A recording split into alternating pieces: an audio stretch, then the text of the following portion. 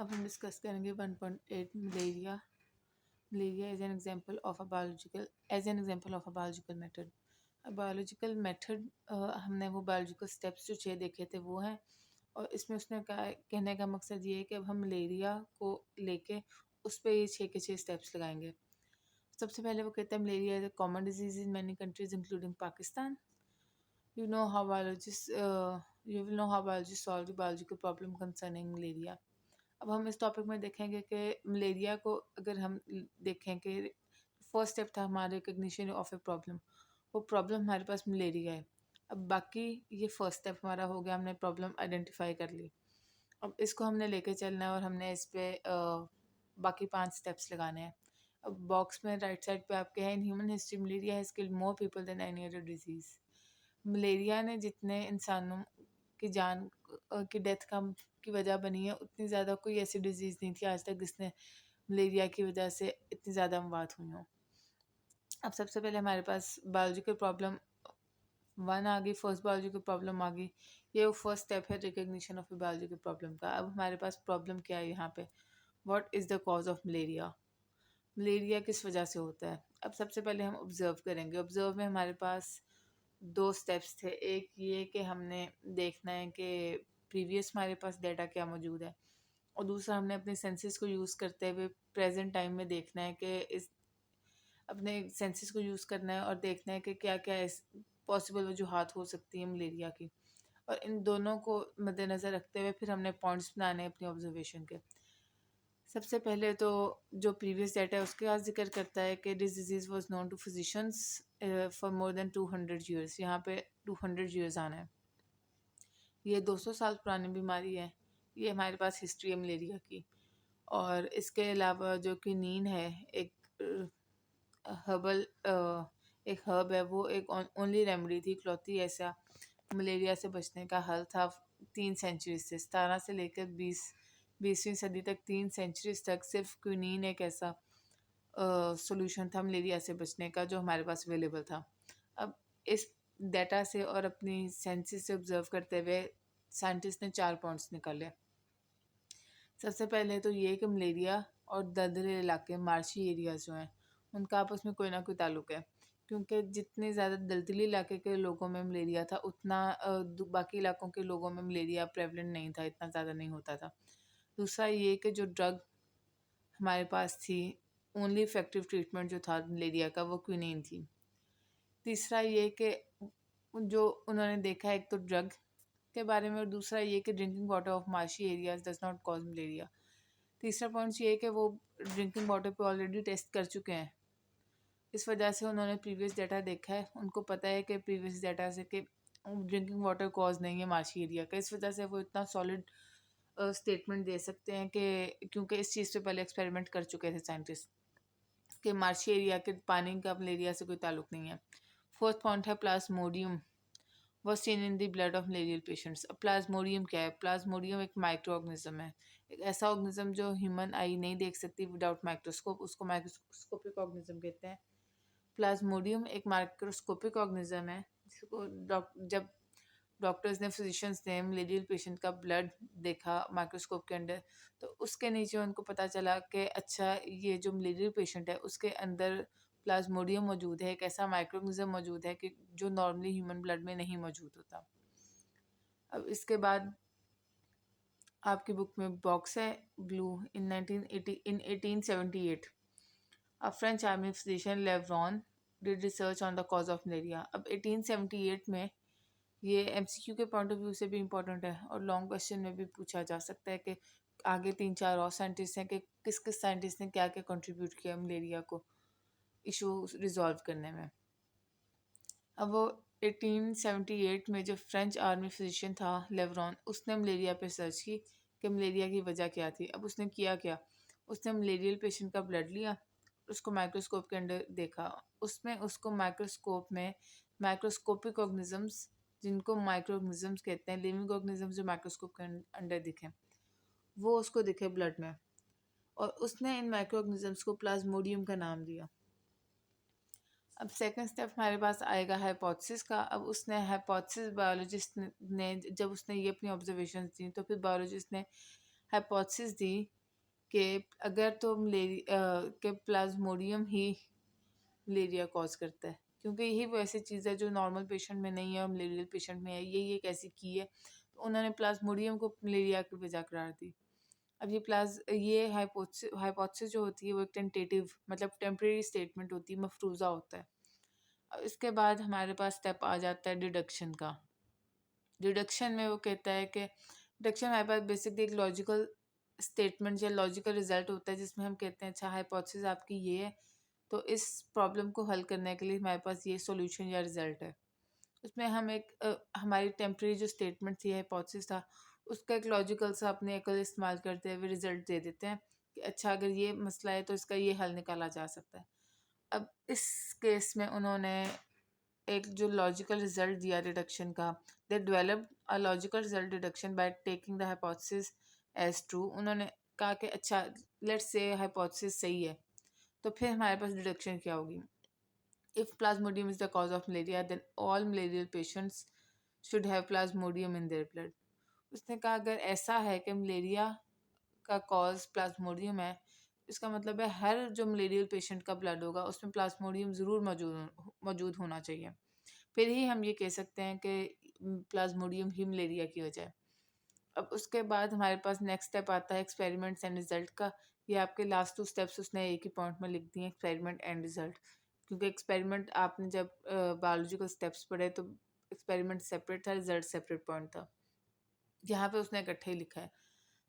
अच्छा, अब उसमें इसमें ये कहता है कि in order to test the detection biologist perform experiments.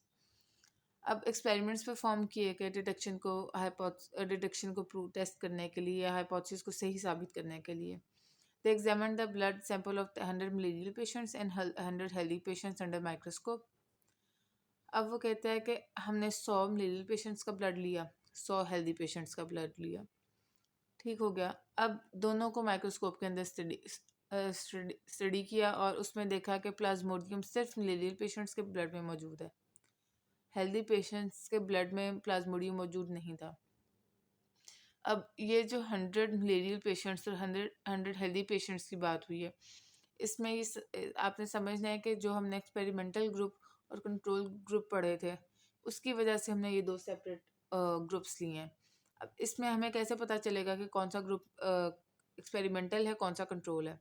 जो कंट्रोल ग्रुप था उसका हमने पढ़ा था कि बाय डेफिनेशन कंट्रोल ग्रुप वो है जिसमें हम कोई कोई चेंज नहीं करते, मैक्सिमम नॉर्मल एनवायरनमेंट प्रोवाइड करते हैं, ठीक हो गया। तो मैक्सिमम नॉर्मल एनवायरनमेंट जो होगा वो एक हेल्दी पर्सन का ही होगा। इस वजह से जो 100 हेल्दी पर्सनस का ब्लड था वो हमारा कंट्रोल ग्रुप है। और एक्सपेरिमेंटल ग्रुप में हम कोई इंटरवेंशन करते हैं, कोई चेंजेस मैनिपुलेशन जो भी हमने ऊंच नीच करनी होती है वो हम एक्सपेरिमेंटल ग्रुप में करते हैं। इस वजह से जो मलेरियल पेशेंट्स का ब्लड सैंपल हम ले रहे हैं वो हमारा एक्सपेरिमेंटल ग्रुप है। अब वो कहता है कि रिजल्ट हमारे पास क्या निकला, most of the patients had Plasmodium in their blood. वो कहता है कि ज़्यादातर मलेरियल पेशेंट्स के पास ब्लड के अंदर प्लाज्मोडियम मौजूद था और इनमें से 5% शायद कि 7% ऐसे थे जिनमें जो प्लाज्मोडियम मौजूद नहीं था, वो थे जो नियर टू रिकवरी थे, जिनमें से मलेरिया क्योर होना की तरफ आ गया था। और जो हेल्दी पेशेंट्स के ग्रुप ब्लड में सैंपल मिला था प्लाज्मोडियम का, वो थे जिन कुछ 4-5% वो थे जिनको अभी मलेरिया होने वाला था, आगाज़ के इब्तिदा के सिचुएशन में मौजूद था मलेरिया। जैसे हम कोविड में टेस्ट करते थे पहले ही, कि पहले ही पता चल जाए हमें कि किसको कोविड है किसको नहीं, हम वेट नहीं करते थे कि उसको स्नीजिंग कफिंग वगैरह के सिम्टम्स हों। इसी तरह प्लाज्मोडियम का मौजूद होना ये हेल्दी पेशेंट्स के ब्लड में वो जो 4-5% थे, ये हमारे पास प्रूफ था कि इनको इन फ्यूचर मलेरिया होना है, इनको अभी से ट्रीटमेंट जो भी हमारे पास अवेलेबल ट्रीटमेंट है, क्विनीन है, वो देना शुरू कर दें। अब लास्ट में वो कहता है the results prove that the hypothesis Plasmodium is the cause of malaria was true. अब बॉक्स है आपके पास राइट साइड पे, in this experiments the malarial patients were the experimental group while the healthy people were the control group. ये हम पहले ही देख चुके हैं कि मलेरियल पेशेंट्स जो थे हमारे पास वो एक्सपेरिमेंटल ग्रुप थे और हेल्दी पर्सन जो थे वो कंट्रोल ग्रुप थे।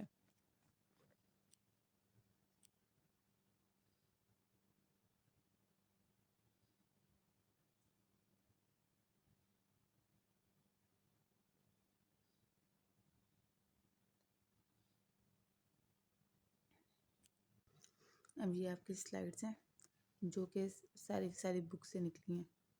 सबसे पहले वो यही कि पाकिस्तान में तमाम मलिक में मलेरिया बहुत मशहूर है। ये एक बायोलॉजिकल प्रॉब्लम को हम स्टडी करेंगे जो कि मलेरिया है। उसके बाद हम नेक्स्ट ऑब्जर्वेशन के हमारे 4 के 4 पॉइंट्स इसमें मेंशन हैं। उसके बाद ये पर्पल में मैंने जो मेंशन किया हुआ है वो हमारा वो ब्लू बॉक्स है जो कि हमने प्रीवियसली देखा था, जिसमें प्लाज्मोडियम के बारे में बताया गया है कि प्लाज्मोडियम कैसे डिस्कवर हुआ, या आप इसको ऐसे भी स्टडी कर सकते हैं कि कौन से साइंटिस्ट की क्या कंट्रीब्यूशन थी। नेक्स्ट हाइपोथेसिस है हमारे पास। जब आपके पास लॉन्ग क्वेश्चन आएगा तो उसने आपने हाइपोथेसिस ऐसे ही देख लिखना है सेपरेट कॉलम से मेंशन करके, ताकि पता चले कि ये हाइपोथेसिस है और ये डिडक्शन है। इसको ऐसे ही लॉन्ग क्वेश्चन में या शॉर्ट क्वेश्चन में अटेम्प्ट करना है ताकि प्रोमिनेंट हो हाइपोथेसिस और deduction. Next experiment and result. इसमें भी ये पॉइंट्स बना के अगर आप लिखेंगे तो आप बेहतर तरीके से समझा सकते हैं। इसमें भी पहले बायोलॉजिस्ट ने एक्सपेरिमेंट परफॉर्म किए ये लिखते हैं, फिर आप मेंशन करें कि उसने 100 मलेरिया पेशेंट्स 100 हेल्दी पर्सन लिखे। इसके फ़ौरन बाद आप साथ ही बता दें कि मलेरियल पेशेंट्स कौन से थे, कौन सा ग्रुप था, और हेल्दी पीपल जो थे वो कंट्रोल ग्रुप थे। और एंड पे आप रिज़ल्ट अपने जॉन से अपने जो एक्सपेरिमेंट के रिज़ल्ट्स थे वो कॉलम में या हाईलाइट करके लिखेंगे कि ये हमारे पास रिज़ल्ट्स थे जिन्होंने हमारा हाइपोथेसिस प्रूव किया, और साथ आप हाइपोथेसिस भी ऐसे ही मेंशन करेंगे। अब आपने पहले तो हम बात कर लें कि आपने देखा होगा कि मैं अब स्लाइड्स की जगह आपकी बुक की पिक्चर से समझा रही हूँ और फिर स्लाइड्स की तरफ लेके जा रही हूँ। उसकी वजह यही है कि बुक से मेरा ख्याल है आपको जब तक 9th की क्लास के स्टूडेंट को स्लाइड्स से उस तरह से यूज़ तो नहीं होगा जिस तरह से बुक से होगा। आपको पता लग रहा होगा कि मैं कौन से टॉपिक पे हूँ, क्या डिस्कस कर रही हूँ।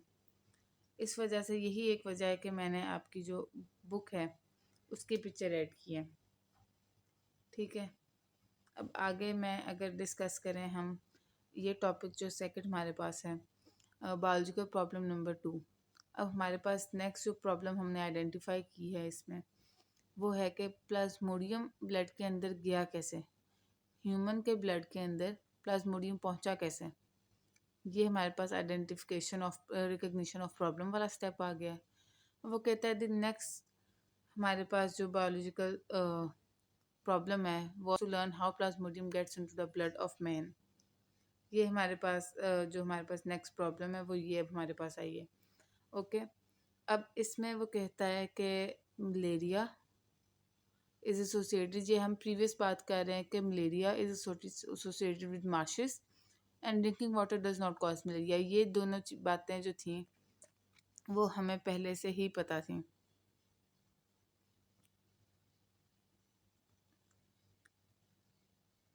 अब इसके बाद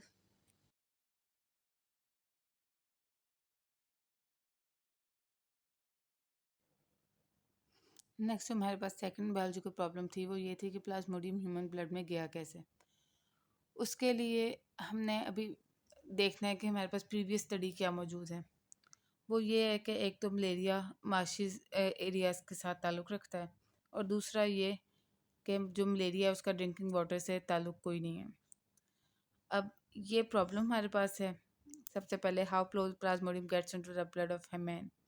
नेक्स्ट बायोलॉजिस्ट के पास ये ऑलरेडी जो ऑब्जर्वेशंस मौजूद हैं वो हैं। अब वो कहता है कि 18 पेज की लास्ट लाइन में कहता है when biologist considered these observations they thought that Plasmodium was not in the Marsh water. इतना उनको पता था कि प्लाज्मोडियम मार्शी वाटर में नहीं है। अब नए से उन्होंने नए सिरे से ऑब्जर्वेशंस की। किसने की? 1883 में एक फिजिशियन था AFA किंग, उसने 20 इंपॉर्टेंट ऑब्जर्वेशंस दी थी जिनमें से 3 आपकी बुक ने डिस्कस की हैं। नंबर 1 वो देखेगा कि कौन लोग थे जिनको ज़्यादा मलेरिया होता था। सेकंड पॉइंट में वो देखता है कि किनको कम मलेरिया होता था, और थर्ड पॉइंट में वो देखता है कि किनको मलेरिया नहीं होता था। ये 3 पॉइंट्स आपकी ऑब्जर्वेशंस के आपकी बुक में दिए गए हैं। सबसे पहले उसने कहा कि पीपल हु स्लेप्ट आउटडोर्स, जो बाहर सोते थे उनको ज़्यादा चांस था मलेरिया होने का निस्बतन उनके जो अंदर सोते थे। वो लोग सेकंड पॉइंट में लिखा गया है कि वो लोग जो फाइन नेट जो नेट के अंदर सोते थे उनको लेस चांस था मलेरिया के होने का निस्बतन उनके जो नेट के बगैर सोते थे। थर्ड में वो कहता है कि वो लोग जो स्मोकी फायर के पास होते थे, आग के पास होते थे, उनको मलेरिया नहीं होता था। आम तौर पे उनको मलेरिया नहीं होता था, या ये ऑब्जर्व किया जा सकता है कि उनको किसी और जगह से, मतलब ये कि फायर के पास से दूर गए तो तब मलेरिया होने के चांस थे, फायर के पास इतने चांसेस नहीं थे। सेकंड पॉइंट में वो हाइपोथेसिस देता है इन ऑब्जर्वेशंस की कि mosquitoes transmit plasmodium and so are involve in the spread of malaria. वो कहता है कि मॉस्किटोज जो हैं वो प्लाज्मोडियम ट्रांसमिट करते हैं और वही मलेरिया का कॉज है। अब उसने मॉस्किटो ही क्यों कहा? क्योंकि पानी के अलावा जो चीज़ें ह्यूमन ब्लड के साथ इन कांटेक्ट हो सकती थी पॉसिबली, वो या तो पानी पीने से या खाना खाने से था, या एक किसी ऐसी चीज़ से था जो कि हमारे ह्यूमंस के ब्लड तक पहुंचती थी। वो मार्शी एरिया में इंसेक्ट्स, मॉस्किटोज, फ्लाइज मौजूद होती हैं। फ्लाइज का जिक्र उसने इस वजह से नहीं किया क्योंकि फ्लाइज सुपरफिशली हमारी स्किन पे खारिश होती है, बम बनता है, लेकिन फ्लाइज बैठती हैं, लेकिन उस तरह से ब्लड तक सिर्फ मॉस्किटोज ही पहुंच सकते हैं। इस वजह से यहाँ पे मॉस्किटोज को ही डिस्कस किया गया था। थर्ड पॉइंट में उसने डिडक्शन दी है कि if mosquitoes are involve in the spread of malaria then mosquitoes में प्लाज्मोडियम प्रेजेंट होना चाहिए, ये एक कंपल्शन है। इस पे जब उसने एक्सपेरिमेंट्स और रिजल्ट लगाए तो डिफरेंट साइंटिस्ट का हम यहाँ पर डिस्कस करेंगे। टेस्ट किया इसको, रिजल्ट्स को, वो रोनाल्ड रोज था साइंटिस्ट। 1880s में उसने इंडिया में ये टेस्ट किए थे। आर्मी का फिजिशियन था, ब्रिटिश आर्मी फिजिशियन था जो कि इंडिया में काम कर रहा था 1880s में। उसने सबसे पहले लिया एक फीमेल मॉस्किटो को, एनोफ्लीस मॉस्किटो, जो कि उसको उसने अलाउ किया कि वो मलेरियल पेशेंट को बाइट करे। उसके बाद उसने इस मॉस्किटो को मार के उसका स्टमक में देखा कि प्लाज्मोडियम मौजूद था और वो मल्टीप्लाई हो रहा था। अब उसके बाद उसने नेक्स्ट स्टेप जो किया, जो नेक्स्ट पॉसिबल स्टेप था, वो ये था कि वो एक इन्फेक्टेड मॉस्किटो को, एक ऐसा मॉस्किटो जिसमें प्लाज्मोडियम प्रेजेंट है, उसको अलाउ करे कि वो एक हेल्दी पर्सन को बाइट करे। लेकिन ऐसा मुमकिन नहीं है कि आप शुरू में ही एक्सपेरिमेंट ह्यूमंस पे करें, ये पॉसिबल ही नहीं है किसी तरह। इस वजह से वो एक हेल्दी पर्सन को मलेरिया कराने का रिस्क नहीं ले सकता था उस पॉइंट पे। लेकिन इस वजह से उसने इतना रिस्क एक्सपेरिमेंट ह्यूमंस पे किया ही नहीं, वो स्विच कर गया बर्ड्स पे। उसने यही एक्सपेरिमेंट सेम तरीकाकार बर्ड्स पे परफॉर्म किया। अब उसने किया क्या, हिज एक्सपेरिमेंट, लास्ट पैराग्राफ देखें, Ross perform his experiment again but use sparrows instead of man. उसने स्पैरोज यूज़ की। He allowed female culex mosquito to bite a sparrow suffering from malaria, then he studied the mosquito at different times. उसने ये किया कि उस humans की जगह sparrows को यूज़ किया और एनोफ्लीस मॉस्किटो की जगह क्यूलेक्स मॉस्किटो को यूज़ किया स्पैरोज में। अब उसने एक नॉर्मल क्यूलेक्स मॉस्किटो को किया कि वो इन्फेक्टेड स्पैरो को बाइट करे, मलेरियल पेशेंट जो थी स्पैरो उसको बाइट करे। फिर उसने उस मॉस्किटो को डिफरेंट टाइम्स से स्टडी किया और उसने देखा कि उसके स्टमक में जो थे प्लाज्मोडियम था वो मल्टीप्लाई हो रहा था, और वो उसके थूक में, उसके स्लेवरी ग्लैंड्स में, थूक की तरफ जा रहा था।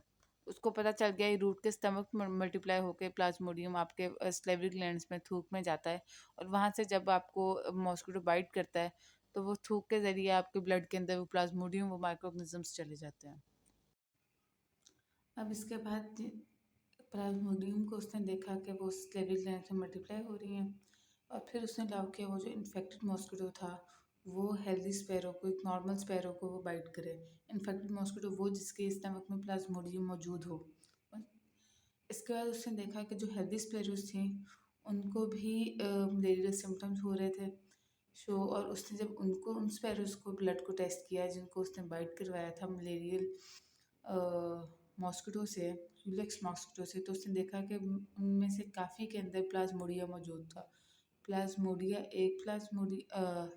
काफ़ी सारे प्लाज्मोडियम को कहते हैं, और प्लाज्मोडियम एक प्लाज्मोडियम को कहते हैं।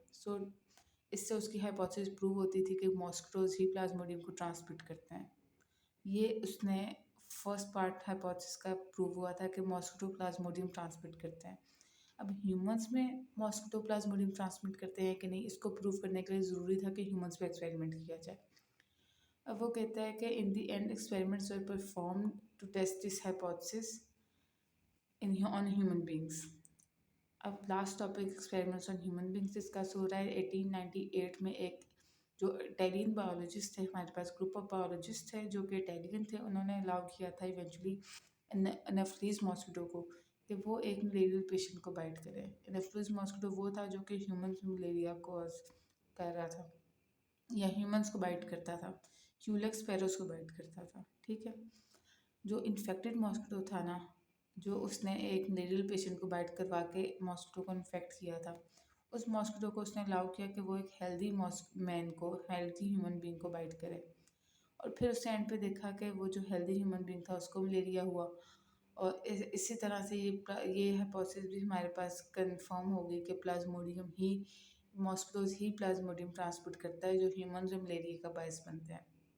अब ये जो फिगर है, ये भी अगर ये आपको लॉन्ग क्वेश्चन आता है तो एक लॉन्ग क्वेश्चन के पॉइंट ऑफ व्यू से फिगर इंपॉर्टेंट है। इसमें जो लिखा हुआ है ना वो आप लिखेंगे, पिक्चर्स नहीं ड्रॉ करेंगे ना, वो ज़रूरी है। स्पैरोस, अब हम देखें पिक्चर को, राइट से लेफ्ट साइड पे जाए पिक्चर के। सबसे पहले जिस स्पैरो जो थी उसको मलेरिया था, उसको क्यूलेक्स मॉस्किटो ने बाइट किया।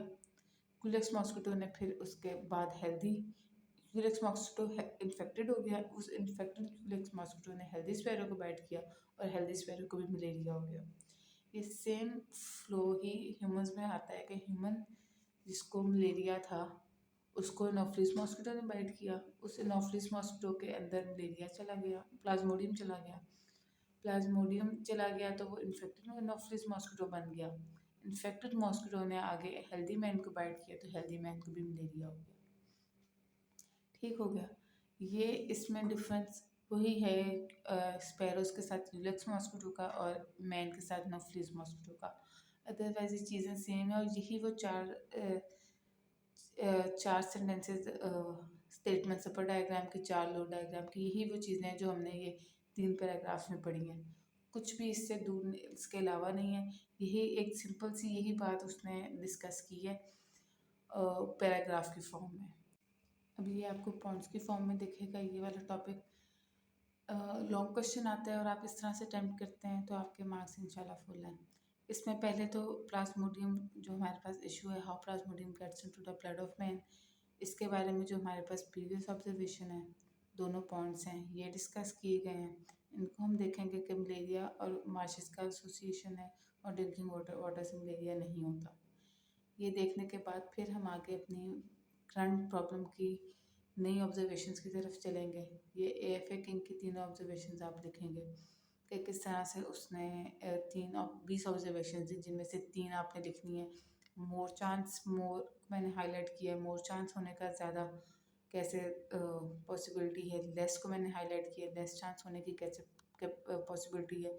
और डिड नॉट गेट मलेरिया, कौन सी ऐसी कंडीशन है जिसमें मलेरिया नहीं होता। ये तीनों पॉइंट्स आप याद करेंगे। इसके बाद नेक्स्ट आपके पास होगा हाइपोथेसिस। हाइपोथेसिस आप इसी तरह से हाईलाइट करके सेपरेट सेंटेंस में हाईलाइट करके लिखेंगे। हमारी प्रेजेंट प्रॉब्लम की हाइपोथेसिस है mosquitoes transmit plasmodium and are so involve in the spread of malaria. और इसकी डिटेक्शन यही है कि if mosquitoes are involve in the spread of malaria then plasmodium should be present in the mosquitoes. ये hypothesis और detection हमारे पास हमारी जो करंट स्टेटमेंट इस टाइम मौजूद है उसकी है। नेक्स्ट अब हमारे पास एक्सपेरिमेंट्स आ गए हैं रोनाल्ड रॉस के। इसको भी आप इस तरह से पॉइंट्स में लिखेंगे तो आपको अपने पास भी समझने में आसानी होगी और लिखते लगे भी आपकी एक स्टोरी बनेगी कि किस तरह से पहले उसने फीमेल मॉस्किटो को अलाउ किया कि वो पेशेंट को बाइट करे, फिर मॉस्किटो को मार के उसके स्टमक के कंटेंट्स देखे, फिर उसके बाद उसने इन्फेक्टेड मॉस्किटो को बाइट करवाना था हेल्दी पर्सन के लिए, लेकिन वो ऐसा नहीं कर सका अपने हाइपोथेसिस को सही प्रूव करने के लिए।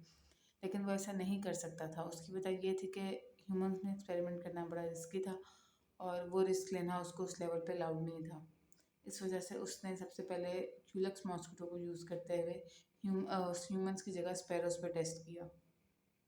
अब उसने देखा कि स्पैरोस में भी उसने सेम प्रोसीजर फॉलो किया कि इन्फेक्टेड स्पैरोज ने इसको पहले क्यूलेक्स मॉस्किटो ने बाइट किया, फिर क्यूलेक्स मॉस्किटो को उसने ऑब्जर्व किया कि उसके स्लाइवा में आ जाता है प्लाज्मोडियम स्टमक वॉल्स में मल्टीप्लाई होने के बाद। फिर उसने मॉस्किटोज जो इन्फेक्टेड थे क्यूलेक्स मॉस्किटो जो इन्फेक्टेड थे उसको अलाउ किया कि वो हेल्दी स्पैरोज को बाइट करे। इस तरह से जब हेल्दी स्पैरोज को मलेरिया हुआ तो हाइपोथेसिस सही साबित हुई कि मलेरिया जो होता है वो हमारे पास प्लाज्मोडियम से होता है स्पैरोज में। उसके बाद जब हमने ह्यूमंस में एक्सपेरिमेंट किया तो 1898 में इटालियन बायोलॉजिस्ट ने एक्सपेरिमेंट किया और उससे उसने देखा कि इन्फेक्टेड मॉस्किटोज को जब उसने अलाउ किया हेल्दी मैन को बाइट करने के लिए, फिर वही स्टेप्स रिपीट हुए स्पैरोज वाले कि उसको जो इन्फेक्ट हेल्दी मैन था उसको मलेरिया हुआ। और उससे हाइपोथेसिस हमारी कंफर्म साबित हुई कि प्लाज्मोडियम जो होता है वो कॉज होता है मलेरिया के स्प्रेड होने का। अब लास्ट एक्सपेरिमेंट्स उसने किए ह्यूमंस पे 1898 में इटालियन बायोलॉजिस्ट ने। उन्होंने नेफ्लीस मॉस्किटो यूज़ किया और उस मॉस्किटो ने सेम वही प्रोसीजर यूज़ रिपीट करना, मलेरियल पेशेंट को बाइट किया, उसने वो मॉस्किटो इन्फेक्ट हो गया, उसके बाद उसने हेल्दी मैन को बाइट किया, हेल्दी मैन को मलेरिया हो गया। इससे वो हाइपोथेसिस हमारी कंफर्म साबित हो गई। एंड पे ये आपके पास पिक्चर है 1.6 जो कि हम पहले डिस्कस कर चुके हैं। और अगर ये आपको लॉन्ग क्वेश्चन आता है, एक्सपेरिमेंट्स ऑफ ह्यूमंस पूछा जाता है तो फिर आप सिर्फ ह्यूमन वाली पिक्चर बनाएंगे। अगर एक्सपेरिमेंट ऑन स्पैरो पूछा जाता है तो स्पैरो वाली पिक्चर बनाएंगे। अगर पूरा टॉपिक लॉन्ग में पूछा जाता है तो आप ये पिक्चर और सारा टेक्स्ट लिखेंगे। पिक्चर से मुराद मेरा आप ये नहीं है कि आप स्पैरो या क्यूलेक्स मॉस्किटो बनाएं या ह्यूमन फेसेस बनाएं, नहीं, लेकिन जो लिखा हुआ है वो आपने ऐड करना है। अब ये टॉपिक जो है वो जो पॉइंट्स हैं आपके पास, ऑब्जर्वेशंस के पॉइंट्स हैं, हाइपोथेसिस हैं, इंडक्शन है, ये शॉर्ट क्वेश्चन के लिहाज से बहुत इंपॉर्टेंट है। और ये टॉपिक लॉन्ग क्वेश्चन में पूरा नहीं पूछा जाता, लेकिन आपसे ये पूछा जा सकता है कि मलेरिया बायोलॉजिकल मेथड पे कैसे मलेरिया की एग्जांपल अप्लाई की जा सकती है, या कोई एक प्रॉब्लम पूछी जा सकती है, दो प्रॉब्लम्स उनमें से एक पूछी जा सकती है, या ये पूछा जा सकता है कि एक्सपेरिमेंट स्पैरो पे कैसे हुआ या ह्यूमंस पे कैसे हुआ। तो मतलब एक दो पैराग्राफ्स आप लिखें टेक्स्ट, उतना आपको लॉन्ग क्वेश्चन पूछा जा सकता है कि एक दो पैराग्राफ्स आपके आ जाएं। इस वजह से ये आपने इंपॉर्टेंट लॉन्ग और शॉर्ट दोनों के लिहाज से प्रिपेयर करना है। और साइंटिस्ट की डेट्स आपने जहन में रखनी है।